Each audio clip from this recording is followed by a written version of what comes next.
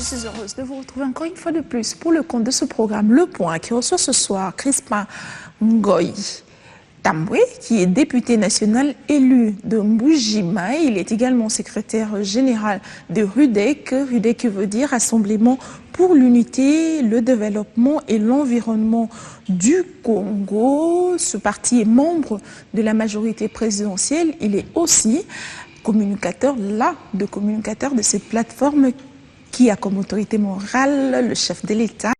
Ngoï, bienvenue. Merci. Comment vous allez? Je vais trop bien. C'est la première fois dans cette émission. Oui, c'est la première fois que je me retrouve devant vous et devant Biwan.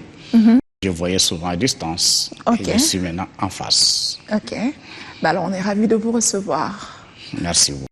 Vous êtes élu de Mbuji-Mayi. Affirmatif. Et avec les répartitions, la nouvelle répartition de province, vous en êtes satisfait? Oui, je suis satisfait puisque ma province électorale reste le Kasaï oriental actuel, la ville de Mbuji-Mayi, et ma province d'origine devient la province de Lomami. Okay. Voilà, et je suis satisfait puisque je constate maintenant que les dirigés deviennent proches des dirigeants. Et je suis convaincu qu'avec ça, le développement pourra s'amorcer aussi facilement et aussi vite. Et on le sent, puisque là où il n'y avait pas une couche de peinture, et aujourd'hui, on en trouve. Là où déjà, alors qu'il n'y a pas encore, on n'a pas encore déployé les commissaires spéciaux. Les commissaires spéciaux sont encore à Kinshasa, mais la population qui est sur place est déjà très très heureuse d'avoir d'abord une satisfaction morale d'appartenir à une province, d'abord la première des choses, et je suis très très ravi de voir qu'ils se sont cotisés, tel que dans ma province de Lomami, ils se sont cotisés, et ils ont acheté la chaux, ils ont acheté la peinture, ils ont retapé les bureaux, et vous sentez qu'il y a une nouvelle parce qu'il y a et encore, parce que heureusement pour Mbuji-Mayi, il y a des bâtiments encore. Oui, alors là où, imaginez-vous, dans les secteurs, dans des provinces où il n'y a aucun bâtiment, ce n'est que des forêts. Comment vont-ils évoluer ces commissaires, ces malheureux commissaires spéciaux qui se retrouveront dans des provinces pareilles? Malheureusement, il n'y a pas une seule province où il n'y a pas un seul bâtiment. Ok. Toutes les provinces, les actuelles provinces, ce sont des anciens districts. Il y avait le bureau du district qui régnait là-bas, il y avait le commissaire du district qui existait et il ne travaillait pas sous les arbres. Il travaillait dans des bâtiments. Vous pouvez parcourir partout, il y a des bâtiments où les bureaux du district étaient installés. Sinon, ça n'aurait pas fait de mal à personne, hein, parce que le baobab a servi quand même d'endroit pour...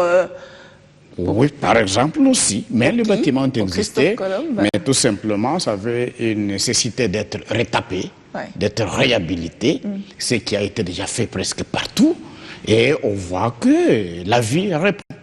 La vie reprend à travers toute la République, la vie reprend à travers les nouvelles provinces, puisqu'on est en train de retoucher avant même que les rétrocessions ne suivent. Donc rien que par satisfaction de la population, automatiquement, la vie a repris. Ok, on va parler de province tout à l'heure, mais on parle quand même du dialogue. On entend dire que le dialogue serait convoqué d'ici quelques semaines ou d'ici quelques jours. Mais on est déjà le 17 novembre aujourd'hui, mais rien encore ne s'est fait. Est-ce que est-ce que le mois ne risque-t-il pas de se terminer sans que rien ne soit fait, quelque chose ne soit fait dans ce sens-là? Je ne crois pas, madame, que le président de la République aurait fixé une date précise de dialogue. Donc, c'est parler du 15, du 17, ce n'était que des rumeurs. Alors, on ne pourrait pas s'installer sur des rumeurs. Mais ce qui est beaucoup plus important. Mais on dit des rumeurs que c'est à partir des rumeurs qu'on tire l'information. Bon, au Congo, oui. Mais ce n'est pas la réalité. Et souvent, toute rumeur ne donne pas une bonne information. Mais donc nous ne pouvons pas nous fier. Une source d'information. Pas toujours, pas toujours. Et souvent, les rumeurs ne se vérifient pas. Souvent, elles ne se vérifient pas. Et votre serviteur qui est devant vous a des difficultés à croire en des rumeurs. Et surtout dans notre ville comme Kinshasa, on ne peut pas se mettre à statuer sur des rumeurs. La réalité, c'est autre chose. Mais ce qui est beaucoup plus important, c'est la tenue du dialogue. Vous savez, madame, le dialogue, c'est une vertu. Et d'autant plus que nous avons opté pour la démocratie. En vous entendant parler, ça ne se tiendra même pas maintenant. Non, je ne peux pas vous le dire que ça ne se tiendra pas maintenant. Je ne peux pas vous le dire que ça se tiendra la semaine prochaine ou l'année prochaine. Et tout se retrouve tout simplement... Alors, ça ne devrait pas être le cas. Non, ça devra être le cas. Pourquoi? Puisque ça a été convoqué par le président de la République, chef de l'État, qui, lui, et lui seul, devra nous dire quand est-ce que nous devons nous retrouver. Ok. Mais nous attendons cela de sa part. Ok. Alors qu'on espérait, on continue à espérer que l'UDPS va y prendre part. Dernièrement, le président de la République a convoqué les diplomates étrangers accrédités ici en RDC pour leur dire que le dialogue peut ou ne pas, il peut se tenir avec ou sans médiateur international. Or, c'était la condition de l'UDPS. Que voulait-il dire par là? Bon, tout simplement, il faudra dire que nous avons maintenant 55 ans d'âge, depuis que nous sommes indépendants. L'essor du pays est entre nos mains. C'est nous-mêmes qui décidons. Et c'est nous-mêmes qui savons ce que nous devons faire. C'est nous-mêmes qui savons ce que nous cherchons pour l'intérêt de notre population et de notre République. Nous n'avons toujours pas besoin d'être recolonisés ou d'avoir un médiateur extérieur. Au moins, le président de la République a dit nous démarrons d'abord nous-mêmes. Au cas où la nécessité s'est manifestée, on pourra recourir. Donc, recourir au médiateur extérieur, pour moi, ça ne sert à rien. Je crois que nous sommes suffisamment déjà grands. Nous avons déjà 55 ans d'âge d'indépendance. Ça nous permet nous-mêmes de prendre les choses à main et d'orienter le pays tel que nous. Puisque quand nous parlons de dialogue, ça veut dire quoi? Quand nous parlons de dialogue, vous savez que nous venons de loin, de plusieurs étapes.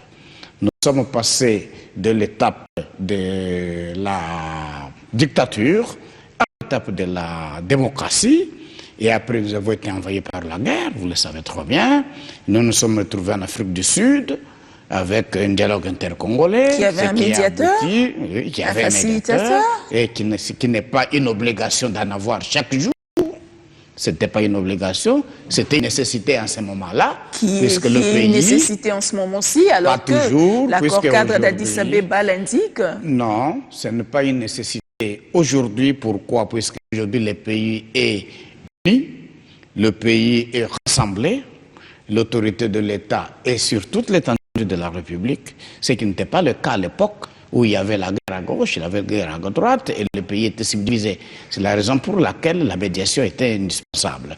Mais pour le moment, comme nous tous, nous sommes d'accord pour le décollage de notre pays, pour le bien-être de notre population, nous n'avons pas encore besoin aujourd'hui d'un médiateur. D'autant plus qu'il n'y a personne qui s'oppose à ce dialogue. D'un médiateur tout court ou d'un médiateur international? Écoutez, qu'il soit national, qu'il soit international, qu'il soit local, c'est un médiateur. Nous n'allons pas nous accrocher à ce qui est international. Vous savez que c'est dire qu'il faut un médiateur international, c'est une façon de se dire, ces pays, nous n'avons pas la capacité de le gérer, il faut que quelqu'un puisse venir nous orienter. Et ça, non. Le pays nous appartient et nous devons le gérer. C'est un médiateur international qui gêne le PPRD ou la MP. Mais... Il le gêne en quoi? Je ne vois pas en quoi il le gêne, mais tout simplement, c'est la nécessité qui n'est pas utile. Alors comme ça, on donne raison à l'UDPS qui dit que Joseph Kabila constitue un blocage ou fait en sorte, essaye de mettre des blocages autour du médiateur. Cela est en train de ralentir le processus du dialogue. Ce n'est pas vrai. Nous n'avons pas statué sur cette façon de réfléchir, puisque si Joseph Kabila était en train de mettre le blocage envers le médiateur international, il n'aurait pas accepté de parler de dialogue. Et s'il a accepté de parler de dialogue, il faut tout simplement maintenir la souveraineté du pays. Vous savez, madame, quand vous avez le pays envers vous, avec vous, vous devez être responsable de ce pays. Nous n'allons pas courir chaque jour devant les gens qui ont leur pays à eux, qui gèrent leur pays à eux. Nous devons aller courir chez les voisins pour venir demander à ceux qui viennent nous aider. Ce n'est pas tellement sérieux. C'est pas tellement sérieux, puisque d'autant plus que parmi ceux qui sont là... Alors que les textes le disent, le texte qui a été signé par tous... Et lequel texte est signé par tous? Il vous demande d'aller chercher un médiateur international? Je ne crois pas. Vous avez une connaissance sur l'accord cadre d'Addis Abeba, oui, j'ai une connaissance, on n'oblige pas un médiateur international. Et tout simplement, on vous demande de voir. Vous savez d'abord que le dialogue, ce n'est pas quelque chose qu'on doit vous obliger. Le dialogue, c'est une vertu, c'est une voie par laquelle les enfants, les fils et filles d'une nation, d'une famille, d'un pays se retrouvent pour régler les problèmes internes. Vous n'avez pas besoin, et d'ailleurs il est même déconseillé, même dans un foyer, quand vous avez des problèmes dans votre foyer, et vous devez recourir tout le temps à quelqu'un de l'extérieur. Souvent ceux de l'extérieur n'amènent pas toujours la paix, des fois ceux qui viennent amener le feu. Alors il faut vous méfier et résolver d'abord vos problèmes vous-même.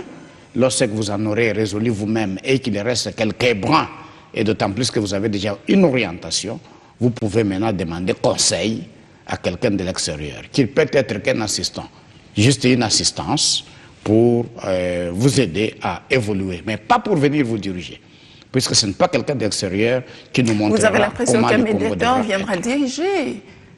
Oui, c'est l'impression que nous avons. Alors que les gens ont tendance à croire que le médiateur viendra, il mettra tout le monde dans un coin, et lui va s'asseoir sur une table, il va commencer à dicter, à orienter. Non, ce n'est pas ça. C'est nous qui connaissons les problèmes. Donnez la forme que vous voulez, mais l'essentiel qu'il y ait un médiateur. Oui, mais le médiateur pourra être là, il pourra être là pour nous assister. Okay. C'est un assistant, il assiste, il n'a pas droit à la parole, il n'a pas de point de vue à émettre. Okay. Il peut assister, il peut observer comment nous sommes en train d'organiser pour l'intérêt de notre pays. Dans ce cas, il y aura un médiateur. Et il peut être la personne à refuser, mais qu'il soit là pour assister. Okay. Pour assister, il va observer, mais les problèmes du Congo seront traités par les Congolais et par les Congolais. Alors, si vous donnez des attributions à un médiateur qui connaît parfaitement le rôle qu'il doit jouer, on risque de ne pas avoir un médiateur. Alors, s'il n'y a pas de médiateur, sans l'UDPS et l'UNC, absent d'ailleurs du forum de 2013, vous ne pensez pas que nous sommes là partis pour des concertations bis? Et je crois que pour le moment, madame, ce qui nous intéresse, ce ne sont pas les étiquettes UNC, PPRD, UDPS. Ce n'est pas ça ce qui nous intéresse. Ici, ce qui nous intéresse, c'est le Congo. L'étiquette qui nous intéresse, c'est l'étiquette Congo. Donc, tous les Congolais, nous sommes aujourd'hui 72 millions de Congolais. On ne va pas créer un forum où on doit réunir 72 millions pour traiter des affaires. On va prendre les échantillons à travers le Congo pour permettre à ce que nous puissions discuter. Alors, tout celui qui se sentira à l'aise, capable de contribuer à ce dialogue pour permettre au pays de déclencher son développement et de permettre à ce que la démocratie puisse s'installer, sera là. Et tout celui qui trouve qu'il ne sera pas utile et capable de produire quelque chose, il pourra se réserver, mais les décisions qui sortiront de là seront opposables et exécutoires à tous. Des décisions, vous voulez dire? Quelles décisions? Alors que dans les concertations nationales, il y a eu plus de 700 résolutions qui n'ont presque pas été appliquées. Non, les résolutions... Vous comptez revenir sur faire la même chose avec les mêmes personnes et avec presque les mêmes résolutions? Nous avions deux problèmes totalement différents. Vous savez qu'aux concertations nationales, il y avait un objectif à atteindre. L'objectif à atteindre aux concertations nationales était de créer la cohésion nationale. Pourquoi cette cohésion nationale? Ce qui fut fait. Pourquoi? Puisque la cohésion nationale, oui, l'objectif de la cohésion nationale était de faire face aux pays et aux agresseurs afin de mettre fin à la guerre. Et aujourd'hui, vous ne me direz pas qu'il y a la guerre quelque part. Cette guerre du M23 a été déjà écartée, a été déjà écrasée et nous avons revenu la paix. Pour moi, la cohésion nationale a été déjà installée. Les concertations ont atteint leurs objectifs puisque nous ne sommes plus en guerre. Donc ça, c'est une page déjà tournée, la paix est déjà installée. Aujourd'hui, les dialogues, puisque nous devons aller aux élections. Donc le grand problème, nous devons maintenir la démocratie sur les rails. Donc nous devons aller aux élections. Il faudrait que les élections soient apaisées, que le verdict des urnes soit accepté par tous. Pourquoi? Puisque vous savez qu'en 2006, il y a eu contestation des résultats. Ça a créé ce que ça a créé sur les boulevards, le 30 juin. Il y a eu mort d'homme, vous vous souvenez. Et en 2011, il y a eu encore des contestations. vous vous souvenez, alors nous ne devons pas passer à chaque type d'élection à des contestations. Maintenant, nous devons aller aux élections acceptables par tous, aux élections apaisées, où quand les résultats sortent, tout le monde s'inclut devant le verdict des urnes. C'est le point essentiel sur lequel on doit statuer pour parler au cours des dialogues. Et à ce cours de dialogue, tout le monde devrait être convaincu. Puisque ce sont les Congolais qui contestent, il faudrait qu'on puisse parler qu'est-ce qu'il faudra faire pour que nous puissions aller aux élections apaisées. Alors que Olivier Kamitatou dit que le dialogue est sans objet parce que tout cela relève de la compétence de la CENI, du gouvernement et quelque part de l'Assemblée nationale. Mais nous constatons également que le retard accumulé par le processus électoral est dû le retard accumulé du processus électoral est dû à la haine qui gère les institutions. Alors en ce moment, vous donnez quand même raison aux opposants qui affirment que que le dialogue n'est finalement pas opportun.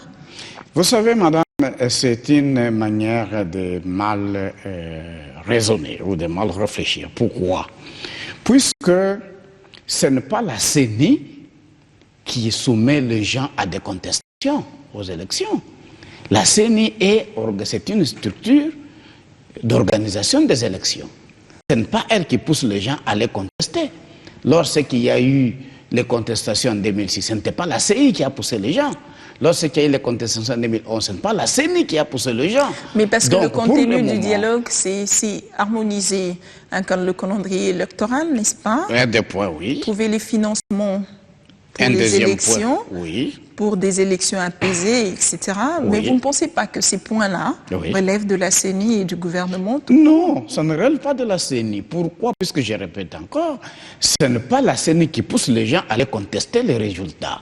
Alors, qu'est-ce que les dialogueurs vont faire? Les dialogues, bon, si on les appelle comme tels, ils vont se mettre autour de la table. La question va tomber sur la table. Qu'est-ce qu'il faudra faire? Ils vont empêcher les gens de faire quoi? De se révolter ou de contester les résultats des élections. Oui, c'est autour de la table. En quoi faire, justement?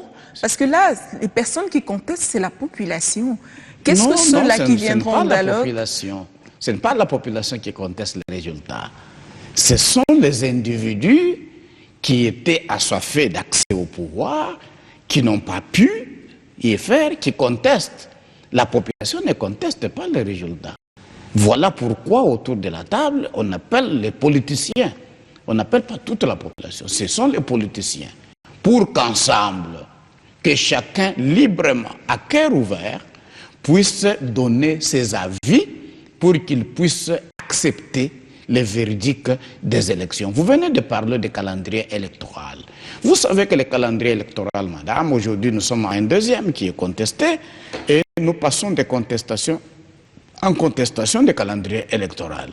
Maintenant, nous devons tous nous mettre autour de la table pour qu'ensemble, je dis bien ensemble, nous puissions demander à la CENI de présenter un projet de calendrier, et ce projet de calendrier devra se mettre sur la table, autour de laquelle tous les Congolais se retrouvent. Je ne dis pas tous les Congolais, 72 millions, mais les Congolais représentés. Ils vont analyser, ils vont tous accepter.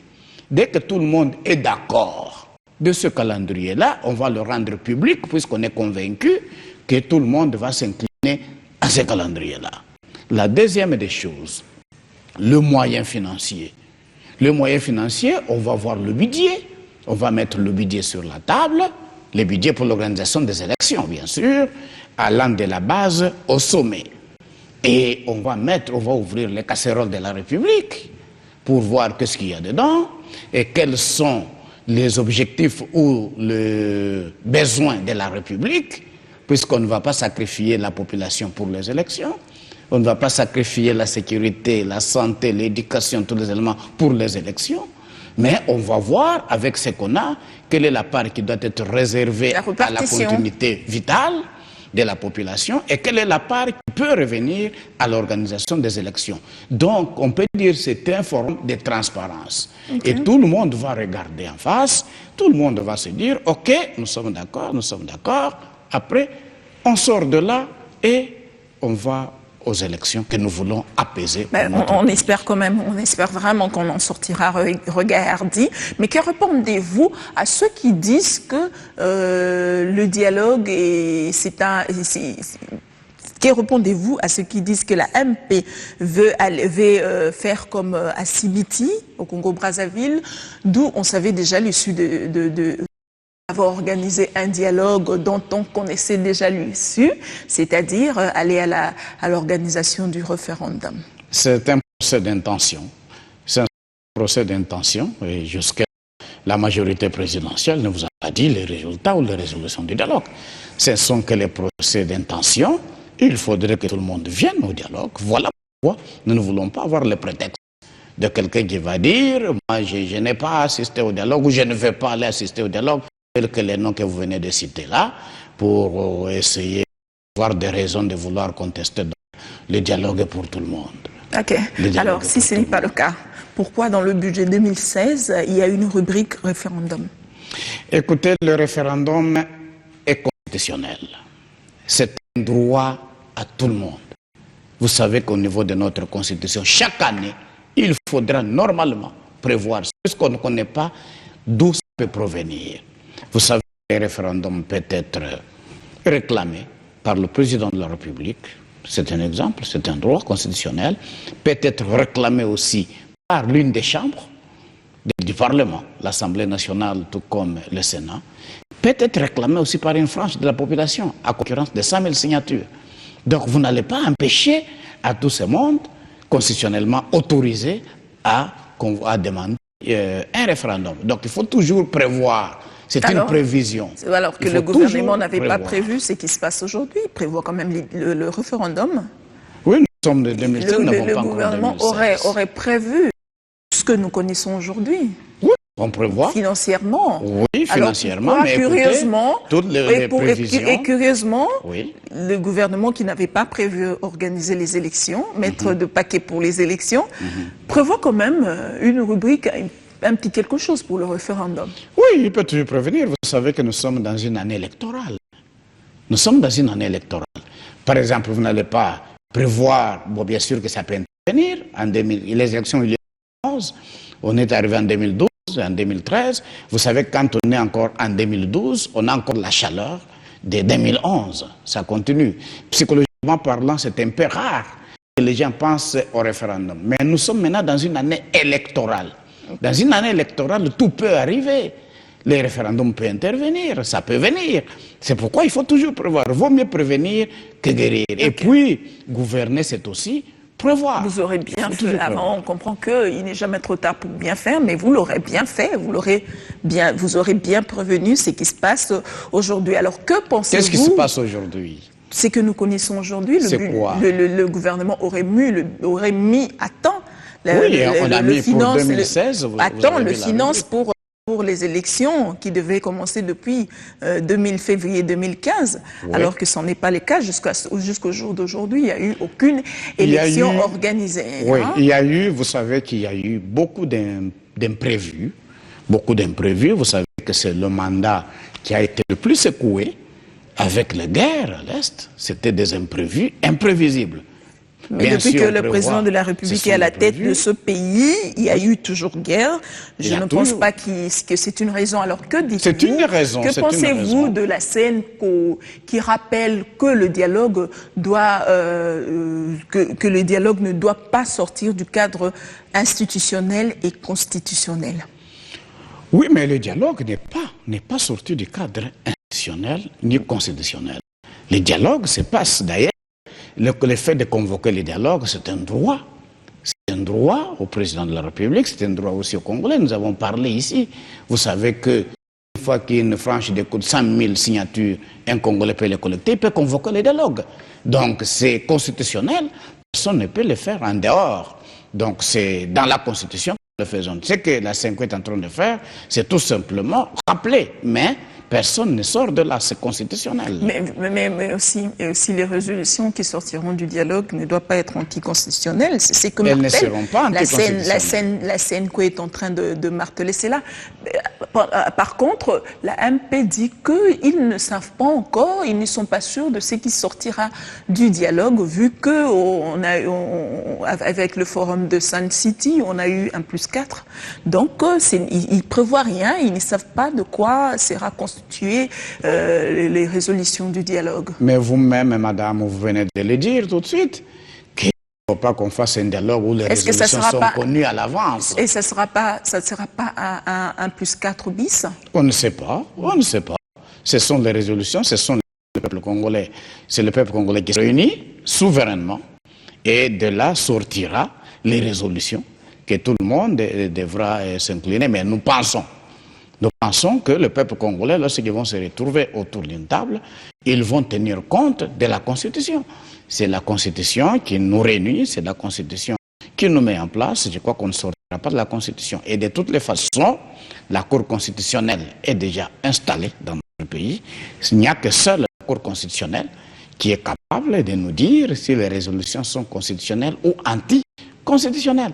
Et si la Cour constitutionnelle avalise cela, je crois que nous allons nous mettre. Et d'autant plus que, madame, comme elle a avalisé la nomination de commissaires spéciaux, rien ne nous surprendra de la part de cette Cour. Alors, répondez-nous sincèrement. Oui. Est-ce que la MP n'a pas un agenda caché en cherchant d'aller au dialogue? L'unique agenda que la MP peut avoir, c'est la recherche du bien-être de la population et l'émergence de la République démocratique du Congo. C'est l'unique agenda qu'il peut avoir. Donc tous les combats que vous voyez, la majorité présidentielle, qui n'est qu'une association, c'est juste une plateforme qui est constituée de plusieurs partis politiques qui ont cru, ou les partis politiques qui acceptent la vision de développement de Joseph Kabila. Donc ces partis politiques visent ce que Kabila vise. Et qu'est-ce que Kabila vise? Il vise l'émergence de la République démocratique du Congo, il vise le bien-être de la population. Ce sont ces partis politiques-là qui se mettent ensemble pour faire aboutir à ce projet de société. Ce projet de société qui verra la République démocratique du Congo devenir émergente. Une société qui verra le peuple congolais devenir heureux. C'est tout ça la bagarre. L'agenda caché s'il y en a, c'est la recherche de l'émergence du Congo. C'est la recherche du bien-être de la population congolaise. Mais à partir de là, si la majorité présidentielle, l'ensemble des partis politiques qui visent ou qui suivent les idées forces de Joseph Kabila, et les idées forces de Joseph Kabila qui sont la recherche de l'émergence du pays et le bien de la population congolaise sont en train de travailler, et ceux qui s'opposent à cela visent quoi? Ils visent le contraire, c'est-à-dire la non-émergence du pays, c'est-à-dire le mal-être de la population congolaise. Quitte à la population de comprendre cela, que quand on devient opposant, on est contre la population congolaise. Quand on devient opposant, on est contre l'émergence de la République démocratique du Congo. Il faudrait que les Congolais le disent, et je souhaiterais même que j'en parle un jour à Lingala, pour que le peuple congolais puisse saisir l'opportunité et comprendre de quoi on est en train de parler. Ouais. Donc quand on parle de la majorité et de l'opposition, il ne s'agit pas de match de football.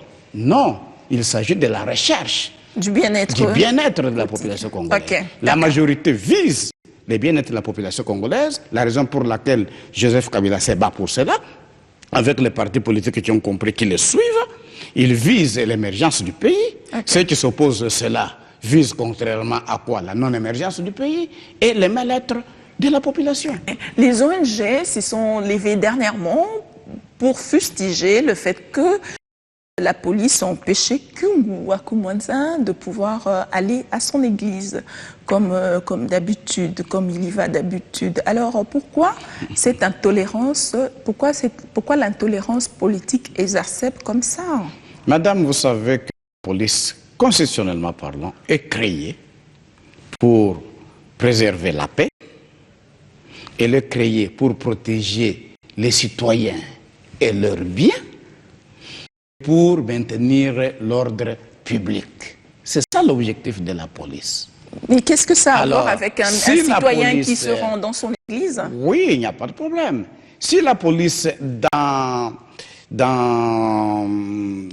l'application de sa mission ou dans l'exercice de ses fonctions, se rendent compte que tel citoyen est capable d'aller troubler l'ordre public, ils sont dans le droit de l'empêcher. Prenez-vous par exemple, c'est-à-dire il pêche pour sa popularité. Vous savez qu'un fou, c'est un citoyen. C'est-à-dire il pêche en ce moment-là par sa popularité. Non, c'est pas ça. Ces derniers se rendraient à l'église, mais cependant il est populaire. Vous savez qu'un fou, c'est un citoyen. Il ne s'agit pas d'un fou dans ce sens. Non, mais je vous demande, je voudrais expliquer. Vous savez qu'on ne peut pas permettre, si on voit les gens se réunir, on voit par exemple quelqu'un qui vient avec des pierres pour laisser la police a le plein droit de l'empêcher. De quoi s'est-il s'agit en ce moment-là, dans le cas précis? De quoi s'est-il s'agit? C'est un citoyen congolais qui se rend dans son église, mais il pêche par sa popularité. Non, c'est pas ça. Je ne sais pas, puisque je n'ai pas été sur place. Je n'ai même pas eu l'information là-dessus pour savoir qu'on a empêché X et Y de participer à son culte. Mais tout simplement, je me dis que la police, qui a sa mission de maintenir l'ordre public, de protéger les hommes et leurs biens, peut prévenir la situation pour que ces dégâts ne puissent pas arriver. Nous ne savons pas les intentions des uns des autres. Est-ce qu'il allait à l'église pour aller entrer en contact avec son Dieu, ou il allait à l'église pour aller entrer en contact avec la population? Point d'interrogation. Mais vous voyez quand même que la politique actuelle, l'intolérance politique actuelle exacerbe quand même. Hein? Non, c'est pas ça. Il n'y a pas l'intolérance. Il y a, je vous dis, il y a une tolérance, une grande tolérance. Circuler à travers le monde, même aux États-Unis d'Amérique, on ne permet pas à ce que nos politiciens font ici chez nous. Il y a un libertinage. Il y a un libertinage. Les politiciens ici chez nous, ils font du n'importe quoi, ce qui n'est pas permis à travers. Il y a aussi du libertinage dans le chef de ceux qui gèrent le pays, parce que nous constatons que les membres de FONUS doivent être en détention, alors que les propos ont été prononcés par Olenga Koy lui-même. Oui, écoutez, ça fait partie de la justice, et la justice, elle est indépendante. Elle ne dépend de personne, elle ne reçoit les injonctions de personne. Et si c'est le monsieur que vous citez qui prononcer des mots et qu'il n'était pas seul, puisque en prononçant les mots, est-ce qu'il devrait se renfermer dans sa chambre, commencer à prononcer? Je crois qu'il était en face de la population, je crois qu'il était en face des gens, il était tout à fait normal. Et la justice soit faite. De toute façon, moi je ne vais pas m'ingérer dans le domaine de la justice, c'est la justice qui est indépendante et qui fait son travail. Si vous vous renfermez dans votre chambre à coucher, pas même avec votre femme, mais vous seul, et vous prononcez vos mots, je crois qu'on ne va pas vous en vouloir. Mais alors, depuis un certain temps, on constate quand même que la MP encourage la dissidence au sein de partis de G7. À quoi profite ce clonage de partis politiques? À qui profite ce clonage de partis politiques? Encore, madame, une déclaration que j'appelle tweet. Je ne crois pas. Je ne crois pas que la majorité présidentielle a convoqué tout le parti dissident du G7 pour demander à leurs membres d'être dissidents. Je ne crois pas, et ça n'a jamais eu lieu. Mais vous savez que, madame, dans notre pays, nous avons opté pour la démocratie. Chacun adhère à son parti politique, au parti politique de son choix, librement.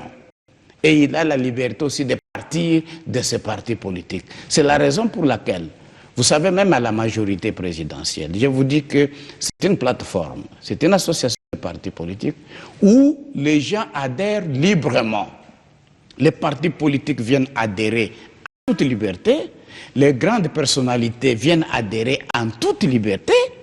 Et on n'oblige personne. Mais à quoi ça sert cette dissidence alors que nous savons tous que ce n'est pas la renommée qui compte en ce qui concerne le parti politique, c'est plutôt, ce n'est pas la nomination de parti politique qui compte, c'est plutôt la renommée du leader.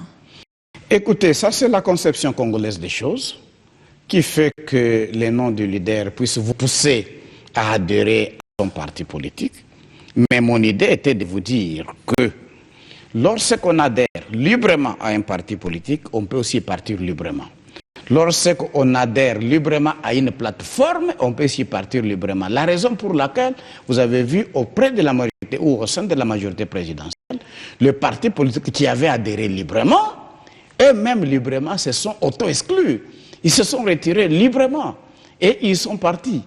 Et là où ils sont partis, si leurs membres trouvent que peut-être les gens ont pris des décisions sans contacter ou sans concerter les membres, chaque membre a la liberté de se retirer. Okay. Donc c'est l'exercice de la démocratie que nous avons voulu dans notre pays. Ok, au nom de cette liberté, oui, on peut espérer le PPRD, Moïse Katumbi.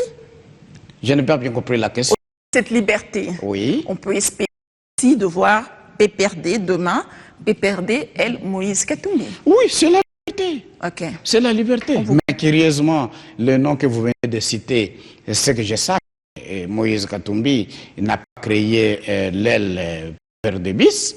Tout simplement, il a démissionné du parti. C'est ce que je sache. Il a démissionné du parti. Mais on ne lui a pas arraché la liberté de création d'un parti politique. Il pourrait le créer. Et on n'a pas empêché au Congrès. Il peut également créer PPRD comme le font les autres, qui créent l'ARC, BIS, etc. Oui, c'est la démocratie. Ok, on va parler des élections. C'est la démocratie, et c'est la démocratie. Et là, il ne faut pas aller accuser l'AMP pour dire que c'est l'AMP qui est en train d'encourager la dissidence. Non, la majorité présidentielle a encore gonflé davantage, puisque le départ de 7 a occasionné l'adhésion de plusieurs autres. Donc l'AMP a encore gonflé davantage. Vous nous faites penser au MLC qui tenait le même discours. La majorité présidentielle n'a souffert. Quand il perdait ses membres phares, oui, on se souvient de cette MLC et nous savons tous de quoi... Qu'est-ce qu'il est devenu aujourd'hui? Allez, on va parler des élections, on n'a plus beaucoup de temps. Corneille Nangaa et Robert Bashingezi ont été investis par le chef de l'État. Alors, au cours de ces dialogues, si jamais on optait pour la restructuration de la CENI, que se passera-t-il? Bon, rien ne va se passer. On va appliquer ce qui sortira du dialogue. Aujourd'hui, il y a Corneille Nangaa qui est arrivé. Il n'est pas arrivé par le fait du hasard. Il est arrivé par le fait que la société civile qui avait élu M. l'abbé Apollinaire Malo pour des raisons de santé, c'est lui, ce dernier parti, et c'est la même société civile qui a présenté un autre candidat que nous avons validé au niveau de l'Assemblée nationale, et le président de la République, depuis hier, il a pris l'ordonnance pour l'investir. Il s'est investi. Mais le cas de Bashingezi, vous connaissez, il y a eu une démission de la part d'André Pongwe qui a démissionné. De Bashingezi et de Nangaa. Oui. Nangaa est là par démission et Bashingezi aussi. Par démission aussi. Par démission, mais ça n'empêchera pas qu'à l'issue du dialogue, qu'on puisse restructurer la CENI. Non, les décisions du dialogue, vous-même vous l'avez dit, que nous ne pouvons pas organiser le dialogue tout en sachant les résolutions à l'avance. Okay. Donc les résolutions du dialogue qui sortiront de là, bien sûr que comme ça sera toutes les filles et tous les fils de la République autour d'une table, j'ai dit bien tous les fils, ce n'est pas 62 millions, c'est ceux qui seront représentés, et les décisions qui sortiront de là, où les résolutions seront mises en application, pourvu que le bien-être de la population, l'organisation des élections apaisées puisse être à l'ordre du jour. Alors, il y a un problème qui s'est décelé dernièrement, celui de la révision du fichier électoral dont l'OIF indique que ça pose quelques petits problèmes. Alors, selon vous, comment doit-on résoudre ce problème? Mais quels sont les problèmes que ça pose? Vous savez que nous avons fait le fichier électoral, il y a le fichier électoral de 2006, il y a le fichier électoral de 2011. Et vous connaissez, la vie, elle est dynamique. La vie, elle est dynamique. Il y a les enfants qui naissent, il y a les vieillards qui meurent, il y a aussi les jeunes qui meurent, puisque la mort ne dépend pas de l'âge. Il y a aussi les déplacements, puisque nous avons la liberté dans notre pays de nous installer partout où nous voulons, puisque le Congolais est Congolais partout et peut s'installer sur toute l'étendue de la République comme il veut. Les autres places, il y a l'âge qu'on ne sait pas maintenir, puisque l'âge est en train d'augmenter à chaque jour. Mais justement, ça constitue un problème dans le fichier électoral. Alors comment, selon vous, résoudre ce problème? L'OIF a fait un travail technique impeccable. Il a proposé comment faut-il résoudre ce problème. C'est une révision, donc il faut réenrôler. Il faut réenrôler les gens.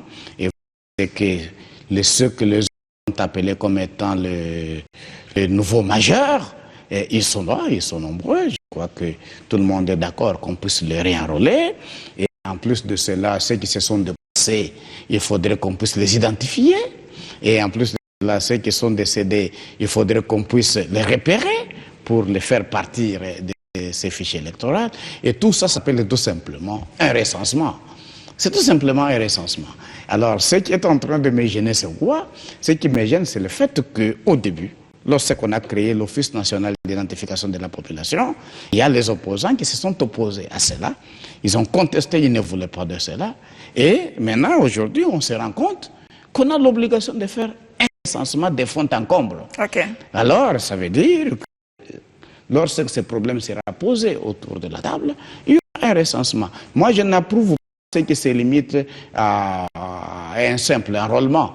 Pourquoi? Puisque le simple enrôlement ne va pas résoudre le problème. Okay. Si vous allez par un simple enrôlement, vous allez vous rendre compte que vous serez bloqué et puis vous allez revenir à un recensement général et nous aurons perdu du temps. D'autant plus que, aux concertations nationales, madame, on a souhaité que tous les Congolais du monde entier puissent participer aux élections. Okay. C'est-à-dire qu'il faut identifier les Congolais dans tout le monde entier et constituer maintenant un fichier électoral constitué que des Congolais.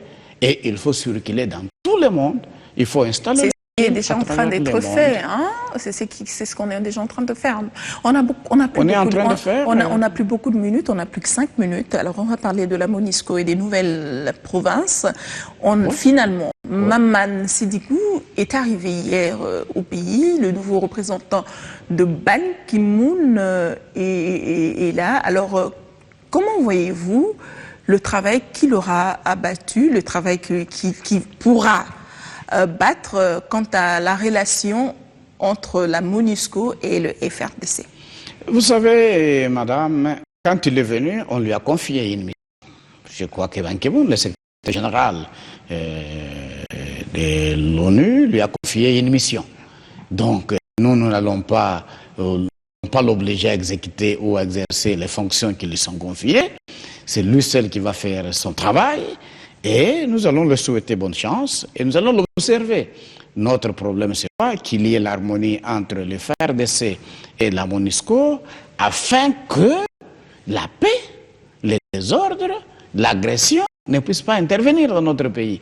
Même si la MONUSCO, quand elle devient beaucoup plus observatrice qu'exécutante, ce sont les FARDC, puisque nous nous sommes retrouvés au front avec le M23, la MONUSCO était là, elle ne nous a pas fait ce qu'il fallait faire. Bon, écoutez, les FARDC se sont battus et on a foutu dehors. Dans cette histoire, il y a à boire et à manger. On a bouté dehors les ennemis.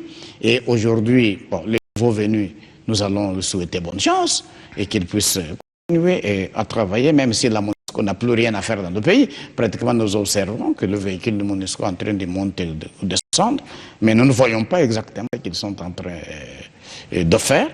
Mais je crois que lui-même aussi, s'il est honnête, il va se rendre compte que la MONUSCO n'a pas sa raison d'être dans notre pays. Il pourra faire rapport au niveau des Nations Unies pour qu'on puisse peut-être le retirer. Alors Kobler est maintenant dans l'Afrique du Nord pour les mêmes fonctions. Comment avez-vous apprécié le travail qu'il a abattu ici en RDC? Lequel? Le travail qu'a abattu Kobler. Comment l'avez-vous apprécié? Kobler était là, il était venu avec une mission précise et il a fait son travail. Mais vous en êtes satisfait non, de son si travail? on était satisfait, bon, je crois que la MONUSCO peut-être ne pourrait pas continuer à y être si on était très satisfait. Alors que vous venez de dire que Maman Sidikou va constater que la MONUSCO n'a pas sa place, n'a plus sa place en RDC. Vous dites une chose et puis son contraire. Non, je ne dis pas les choses contraire. Kobler était là, il a assisté pendant que nous étions agressés. C'était en présence de Kobler, il était là. Je crois qu'il s'est rendu compte, peut-être lui aussi, que la MONUSCO n'avait pas sa raison, mais il n'a pas pu faire le rapport aux Nations Unies pour dire, et nous espérons que les nouveaux venus vont aussi se rendre compte et il pourra faire rapport. Okay. Et afin que la MONUSCO puisse se rendre compte qu'elle est là et sans rien faire. On n'a plus qu'une minute et ce sera la dernière question. Les nouveaux commissaires spéciaux, les déploiements de nouveaux commissaires spéciaux va s'effectuer ce mardi. Alors comment voyez-vous le travail qu'ils auront à abattre dans des nouvelles provinces alors que nous savons tous qu'ils n'auront des comptes à rendre à personne? Il ne faut pas dire qu'ils n'auront pas de comptes à rendre à personne. Ils ont des comptes à rendre au gouvernement qu'ils ont nommé, ils ont des comptes à rendre à la population qui les observe, puisque la population est en train de les attendre. Ce sont les nouvelles provinces, la population attend. Ce sont les nouvelles provinces, le gouvernement attend, donc ils ont des comptes à rendre. Et c'est qu'on va leur demander d'abord, il faut faire asseoir l'autorité de l'État dans les nouvelles provinces. Puisque hier, c'était les districts, c'était le territoire, aujourd'hui, ce sont des provinces. Il faut faire asseoir l'autorité de l'État. La tâche n'est pas aussi facile. Et en plus de cela, il faut amorcer la reconstruction de toutes ces provinces. Et en plus de cela, il faut maintenir la paix dans toutes ces provinces. Et en plus de cela, il faut amorcer le développement. Il faudrait que chaque province puisse amorcer le développement, puisque c'est ça notre objectif. Il faut mettre en place les jalons pour amorcer le développement. Il faudrait que la nouvelle population qui se retrouve, non pas hier qui était dans des territoires, mais qui se retrouve aujourd'hui dans la province, il faut qu'ils sentent qu'ils ont maintenant une nouvelle province. Logiquement, une année après, on doit mesurer les taux de développement de la République. Une année après, ce sera la dernière année de la gestion de Kabila. Je vous dis merci. Pas toujours, pas toujours, ça ne sera pas la dernière année, puisque nous venons de parler qu'il y a un dialogue. Les dialogues, c'est ça. Va prolonger le mandat de Kabila, c'est ce que vous voulez dire. Alors que vous veniez de nous dire tout à l'heure que vous ne connaissez pas en avance la résolution du dialogue. Mais honorable, je vous remercie. Bien peu, nous sommes à la fin. Je ne dis pas doigt. Nous sommes à la fin. Donc le dialogue peut prolonger. Merci beaucoup d'avoir répondu à notre invitation. Merci à vous. Je vous remercie vraiment et je vous fixe rendez-vous le mardi prochain à 20h30 avec de nouvelles questions d'actualité, mais également avec un autre invité. Vous pouvez entre-temps revoir cette émission demain à 7h15, mais également le vendredi à 22h30. Portez-vous bien.